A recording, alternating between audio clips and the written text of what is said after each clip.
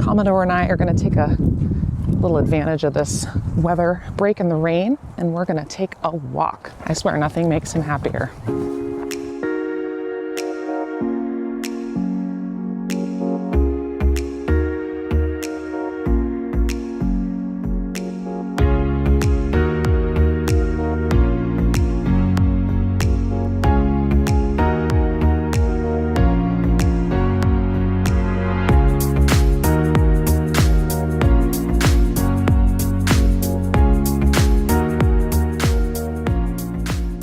Thanks for coming on this walk with Commodore and I. Happy weekend. Happy episode 35 of Together for Salem. We're glad you decided to join us. If you've watched before, you kind of know the drill. I'll say a quick welcome, and then John will come on with part 4 this week of Faith That Works, how to be happy when the world is falling apart. If you haven't seen the other 3 parts, you can do that. They're on the website. Also on YouTube, you can like and subscribe. And that's a great way just to get notified when we put new content out there. Fill out the welcome form online if you've got questions, if you want a free Bible, if you don't have a Bible to read. Maybe you want an e-gift card, you can check that box too. It's also a place to ask for prayer and ask questions and just say hello. So we'd love it if you'd fill out the welcome form, but I'm not gonna take up any more of your time. Commodore is ready to go, and we're gonna keep going on our walk, and we'll see you on the other side. Here's John, part 4, Faith That Works.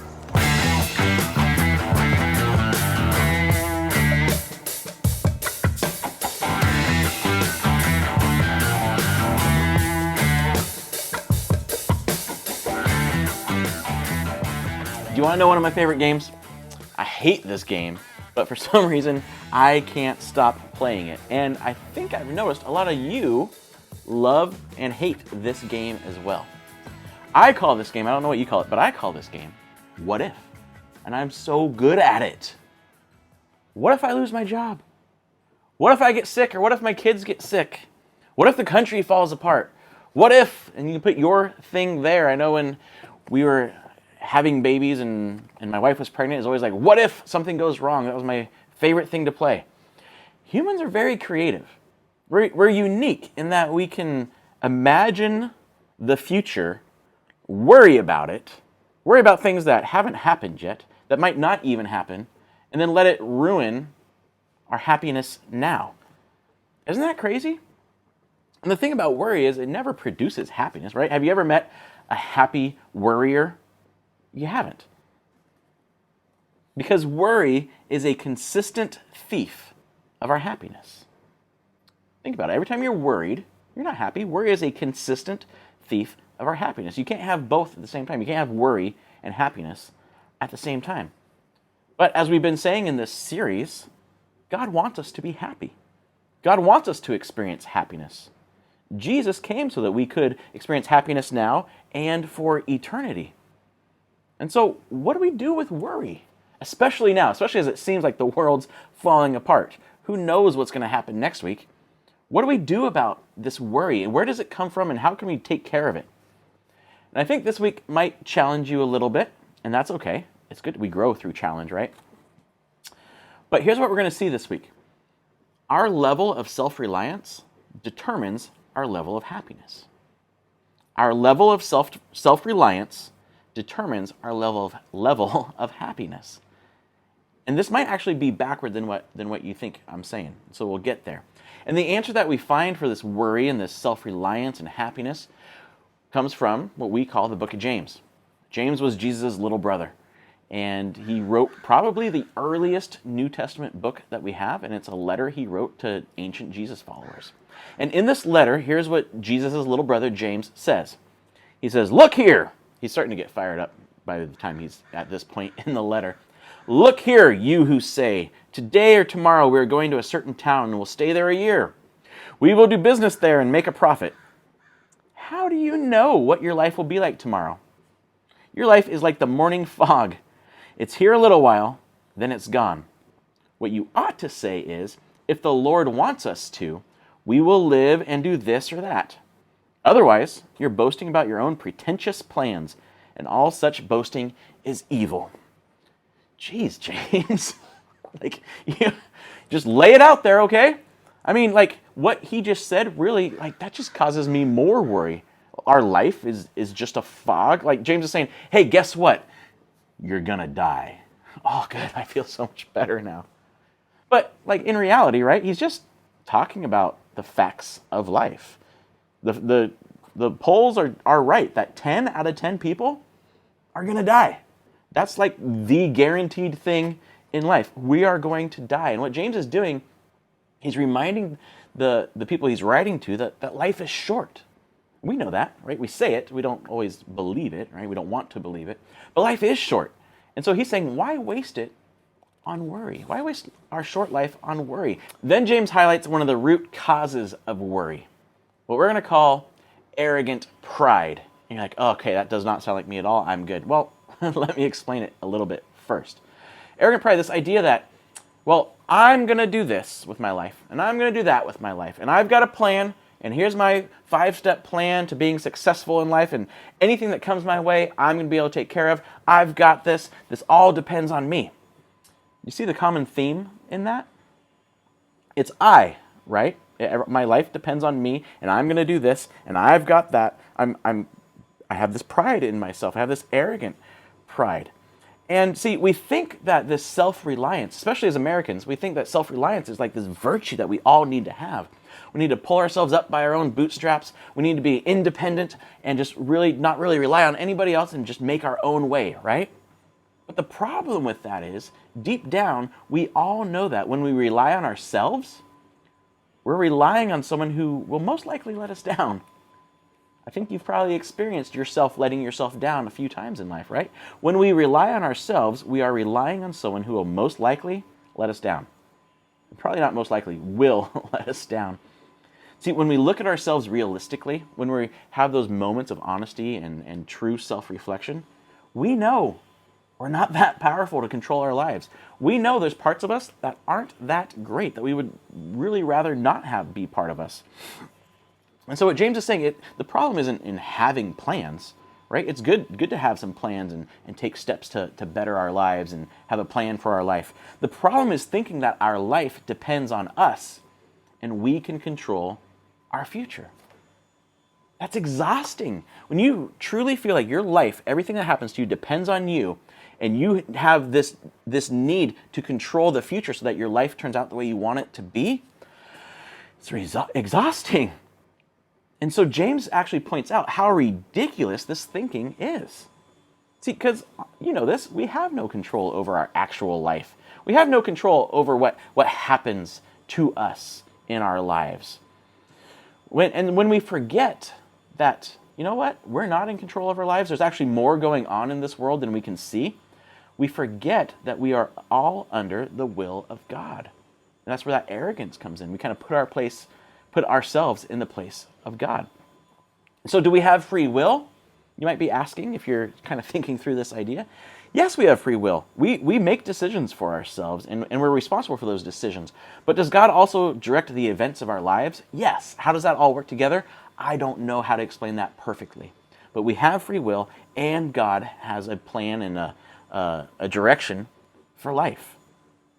So however that works, James is saying, here's what God says. I love you. You can trust me. We can't even control if we're going to have another heartbeat. But God says, look, if you think your life depends on you, you're just fooling yourself. And we know that, right? We can't control our next breath. And when we feel that way, when we feel like it all depends on us, and we are just relying on ourselves to get through life, the result is not happiness. The result actually is misery. See, because it brings fear. Self-reliance brings fear. Fear that our plans won't work out. Fear, you ever stay up at night worrying about this scenario and that scenario, and then you got to remember to do this, and oh, you forgot to think about that? See, fear, that worry, that self-reliance brings the fear of maybe I don't know enough. Maybe I haven't done enough. Maybe I haven't thought through this problem enough. Maybe I'm not rich enough to actually do what I want to do. And these unmet expectations, this unmet desire to control events just ends in disappointment, even anger. See, self-reliance only adds disappointment and exhaustion to our fear. We're already afraid. And so when we think it all depends on us, our self-reliance only adds disappointment and exhaustion to our fear. And James is saying that ultimately this self-reliance, if you really drill down on it and think about it, is an arrogant disregard for God. I've got this. I don't need God. This is my thing. I'm powerful enough to control my future.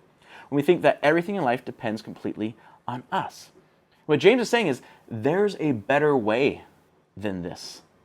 But James isn't done yet. He still has to yell at a few people. See, first there's another aspect of this reliance, this arrogance thing that he needs to talk about. And so he goes on. Like I said, he's fired up. Again, he says, "Look here, you rich people." And this is like true, pure James. "Weep and groan with anguish because of all the terrible troubles ahead of you. Your wealth is rotting away, and your fine clothes are moth-eaten rags. Your gold and silver are corroded. The very wealth you were counting on will eat away your flesh like fire. This corroded treasure you have hoarded will testify against you on the day of judgment." Yeah! Take that, rich people! Hold on. Because first, are you watching this with electricity? On a smartphone? On a laptop? On a TV? In a house? Are you wearing clothes that might, be less than 10 years old? Are you well-fed? Are you semi-healthy? Are you an American? You're rich. James is talking about rich people. In the history of the world, probably who I'm talking to right now, you are considered super rich. You have running water in your house, right? And you can go to the bathroom inside your house. Yeah, you're rich. So James is talking to us. Second, James isn't saying that being rich is automatically bad. He's saying that many, and whether they think about it or not, many of us rely on wealth to make us happy. See, there's this arrogant self-reliance, but then there's this self-reliance that is about our wealth and what we can make and afford and that type of thing. We rely on our wealth to make us happy. And we all say, I don't do that, right? I know money doesn't make me happy. In fact, we know more money won't make us happy. But we still want a chance to try, right? We all want that chance to try to let money make us happy. We know money won't make us happy, but we still want a chance to try. We're all there. We've heard it. Money won't make you happy, but maybe a little bit more wouldn't hurt. And James says, when that's our thinking, weep and groan with anguish. Why? Because what we are relying on, what we think will give us happiness, is nothing. It's empty. It's corroded. It's moth-eaten. It will rot. It will go away faster than you can imagine. And it is completely unreliable. See, think about it. Relying on wealth for happiness never creates happiness. What does it actually create? Greed. Have you ever met a greedy, happy person? See, it's impossible to be both greedy and happy. You might say, well, I'm not greedy. I just need a little bit more. The problem is no matter how much we have, we say, well, I'm not greedy. I just need a little bit more. And so the real question is, what are you relying on for your happiness? Are you relying on yourself? Are you relying on your wealth? What are you relying on? And then James goes on. He kind of puts the knife a little deeper. He says, "For listen, look here, look at me. Hear the cries of the field workers," and there's a different culture than most of our cultures. "Hear the cries of the field workers whom you have cheated of their pay.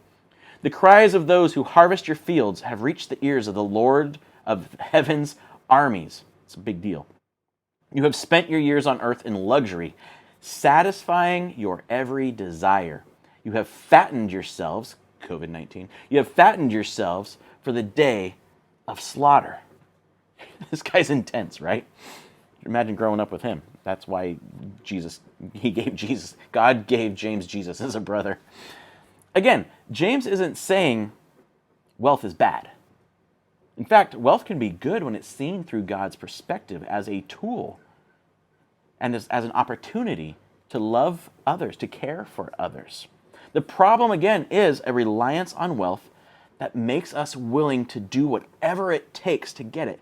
A reliance on wealth that makes us willing to lie, to fight others, to cheat others, to even kill others, to ignore the plight of others who are giving us this lifestyle that we crave to get it. That's the problem. See, and then once we achieve what we've fought for, what we've pushed others down to get, we neglect those who we could help with this wealth. We focus only on our wants and our desires and our vacations and our massages and our new cars and our new devices and all these things, when we could budget a little bit and help others. But we think all this wealth will make us happy.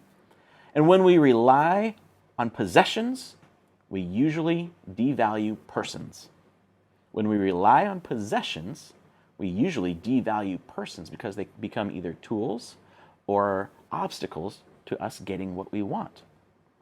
And a little side note on this idea about generosity, right? Giving to others.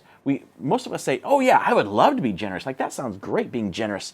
But when I have more money, I'll be generous because I just can't afford to be generous right now. No, you won't. It's a fact. You won't. See, generosity isn't about an amount. Generosity isn't an amount. Generosity is a reliance on God. It's not about how much you give that makes you generous. It's the fact that you are relying on God who gives so that you can now be generous with whatever amount you think God has told you is generous. So with all of this self-reliance, this money reliance, that type of thing, what do we do instead? Like, James has really beat us up now, right? Like, probably feeling a little guilty. We've got like this hellfire stuff coming at us. What can we do instead? And James says, well, here's what you do. You change your perspective. He says, dear brothers and sisters, be patient as you wait for the Lord's return. Consider the farmers who patiently wait for the rains in the fall and in the spring. They eagerly look for the valuable harvest to ripen. You too must be patient. Take courage, for the coming of the Lord is near. Here's how we can kind of sum that up.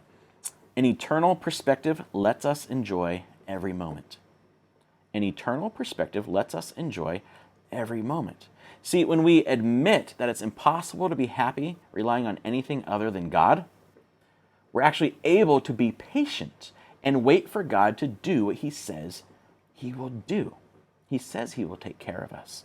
And so James is saying, take courage, which really, is the opposite of worry. Take courage. Or in other words, we could phrase it, why worry when we can wait? Why worry about our life when we can wait on God to show up? Why worry when we can wait? See, God promises to take care of us, and ultimately, He promises that He will undo every pain. He will wipe away every tear. And we might not see it in this life, but if we're a Jesus follower, we know that there's more than just this life to think about. There's more than just this life that we get. In fact, Jesus followers believe, and if you're not a Jesus follower, here's what we believe. Jesus followers believe that Jesus is coming back to end. Why doesn't God do something about all this evil in the world and all this pain? We believe Jesus promised He's coming back to end the division, to end the pain, to end the suffering that we all know deep down doesn't actually belong here because it wasn't part of the original plan. And when we have that perspective that there's nothing else to rely on other than God, we don't have to worry about the what ifs of life because God has already promised what will be. There's no more what ifs to worry about because God promised what will be. So we can patiently endure, we can patiently wait, and at the same time, we can enjoy the life God has given us. We can actually find happiness. See, it's not that we don't plan or work. That's not what James is saying. Farmers do plenty of planning and working. They work and they wait. They do both, right? They work the fields, they plant, and then they wait for the harvest. And when we trust that God is who He says He is, and that He will do what He says He will do, we're able to plan. We're able to do our best, and then we can rest and leave the results to God. And so you might be asking, well, how do I know I'm relying on God? Like, that seems very ethereal and kind of out there, not very tangible. How do I know I'm relying on God? Great question. James is so smart. He gives us a test to help us know if we're relying on God. Here's what he says. Don't grumble about each other, brothers and sisters, or you will be judged. For look, the judge is standing at the door. FYI, grumbling, complaining, whining, that's not being patient. That's not courageously waiting on the Lord. See, complaining is proof that we aren't relying on God for our happiness. Well, why don't I have this? Why don't I have that? This isn't fair. I don't like this. Well, if you believe God's in control, then you're complaining against God if you think about it. See, complaining is proof that we aren't relying on God for our happiness. Have you ever met a happy complainer? No. And what's worse is God's given us people in our lives to love us and to show us his love, and then we complain about them instead of showing them love. We're not relying on God. Complaining is proof that we aren't relying on God for our happiness. And so to sum up everything that James has been saying, if what Jesus said and if what Jesus showed us about God is true, that God loves us, that he made us on purpose, that he's not some distant cosmic force that just kind of started everything and let it go, but he is intimately involved in our lives, that he loved us so much that he came as a person, Jesus. And Jesus said, I am God. Here's what God is like. Look at me. Look how I love. Look how I serve. That is how God loves you. If that's true, and I believe it is, because if somebody can predict their death and resurrection and then pull it off, I usually will believe everything they said. And Jesus said, hey, I'm God. Look at me. You see the Father. If what Jesus said about God is true, then we can start seeing our lives are in the hands of a loving God. That our lives may be short, but they have infinite meaning and infinite purpose that lasts for eternity. See, our reliance shapes our perspective, and our perspective shapes our reality. I know that's kind of confusing. I'm going to say it again, and then I'll explain it. Our reliance shapes our perspective, and our perspective shapes our reality. When we rely on God, when we realize we can't rely on ourselves or our wealth or anything else, but when we realize that we can rely on God, we gain his perspective. We see that we can rest in his love. We can rest in his care, that big problems, small problems, they're not really even problems to God. They're not things that caught him by surprise. They're part of his design, things that he's allowed to come into our lives, and he's with us in them. See, when we rely on God, we gain his perspective. And when we see our world and our challenges from his perspective, we are able to be happy even when it seems like the world's falling apart. So how do we do this? Like, okay, I kind of get what you're saying, John, but like, give me something to do, because otherwise it's just kind of like I'm just talking to the air. Like, how is this going to affect our life? How do we add this to our lives? Well, play a game. Let's play a new version of What If. See, when the usual what ifs start forcing their way in, when they're like, play this game. No, when the usual what ifs start forcing their way in, change the question. Not, what if this happens or what if that happens? What if, change the question to, what if God hears me? What if God sees me, knows me, and loves me? Then what if God has my best interest in mind? What if he actually does? See, what if there is a God and he sees me, he hears me, he knows me, he loves me, he has my best interest in mind? What if I can rely on Jesus like he said I could? What if it's true that he will never leave me? He will never ditch me. He'll never just leave me on my own to figure this stuff out. What if that's all true? How would that change your life? What if it is? Even Jesus followers, even if you've been a Jesus follower for 100 years, I think sometimes we need a reliance reminder. Maybe this can be that. A reliance reminder that, what if everything I say I believe is actually true about God? It's actually true that Jesus saved me for eternity so I can trust him with my now. And so for me, this is kind of what I've been working on, because I'm just a natural worrier. I just have been my whole life. But for me, my new thing, especially at 3 a.m. in the morning when all the old what ifs start popping into my head, Here's my new routine that I'm still working on, but it's been helping, is this. I stop once I realize what's happening, probably an hour into it, and I say, God, here's what I'm worried about. And I have a friend who recommended, hey, maybe even just get up and write down what you're worried about. God, here's what I'm worried about. List it. Tell him. I'm worried about my job. I'm worried about the economy or the country or whatever. Here's what I'm worried about. Now it's your problem. Good night. And I tell you what, for me at least, it works. God, I am worried about this, and now I've told you, and you are God. I can't do anything about it. It's your problem. I'm going to sleep while you figure it out. See, we ask ourselves, why am I worrying when I can wait on you? Why am I worrying when I can just patiently wait for God to work things out like he says he will? So what can we do? We can play a new version of What If, and then I challenge us all this week, maybe twice, maybe 3 times, maybe more. Read Matthew 6:19 through 34. Read what Jesus says about worry and what Jesus says about how much God loves us and cares about us, and then realize Jesus was God in a body saying this about himself and what that actually means for our right now lives. And remember, God directs and he ultimately provides, but we still need to do our part. Right? We don't just sit back and be like, God, take care of things. No, he's going to give us ways that we can be part of the solution too. We do our part, but we also wait on God to do his. And so you might be thinking, well, this rely on God thing, that's just like fatalism or wishful thinking, right? Let's just put our heads in the sand and see what God does. Like, is there any proof that we can rely on God? And I'll tell you, I would say yes, there is proof we can rely on God. That proof is Jesus, who said, like I said earlier, said he was God, said, hey, I'm God, I love you, and I'm going to die for you. In fact, I'm going to die, and then in 3 days, I'm going to come back to life to show you that I have power even over death. And then he actually did it, and there was over 500 eyewitnesses, and we have those historical accounts for us in the New Testament. So can we trust God? Is there proof we can rely on God? I'd say there's historical proof we can rely on God. And we all know that life is short. Why waste it worrying about things that might or might not happen?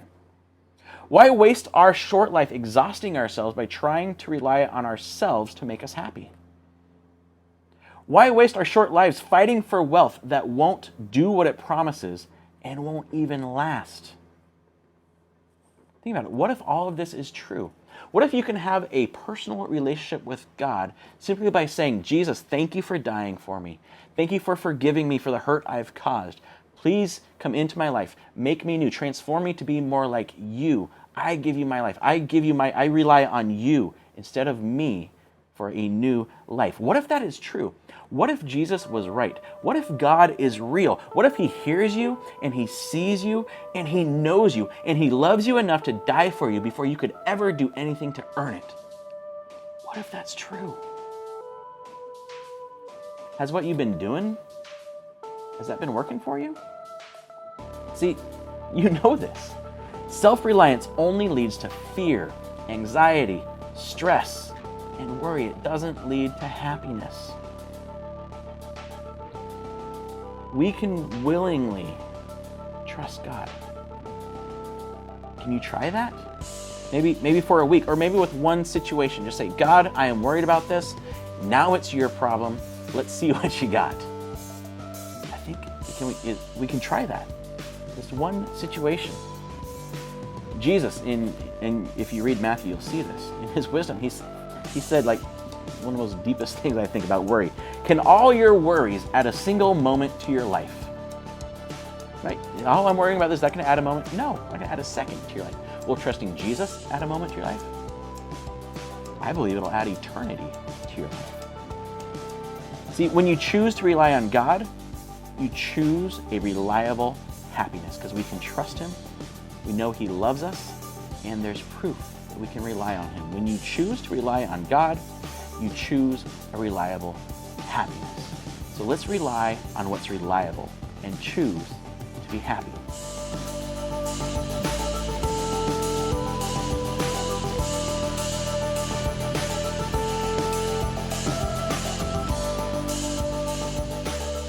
Thanks, John. Those were good questions.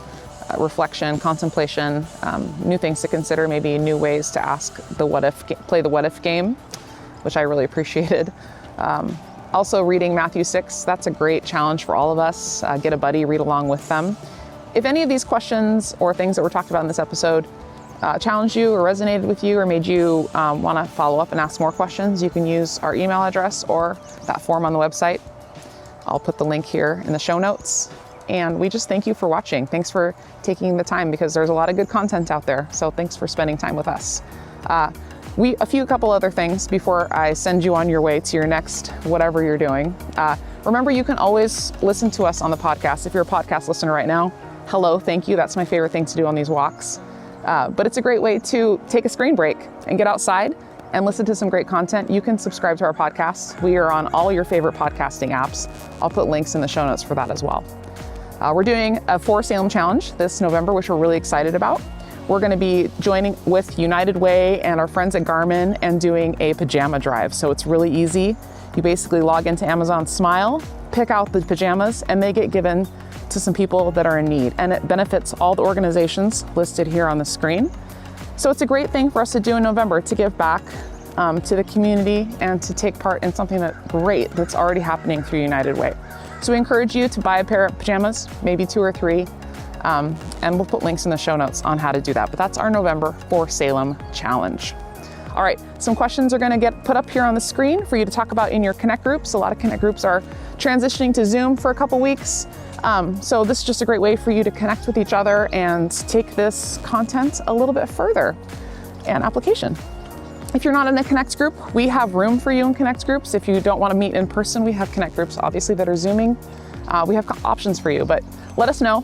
There's a link in the show notes and on the screen, and we would love to connect with you. So have a great week. Thank you for watching, and we'll see you next time.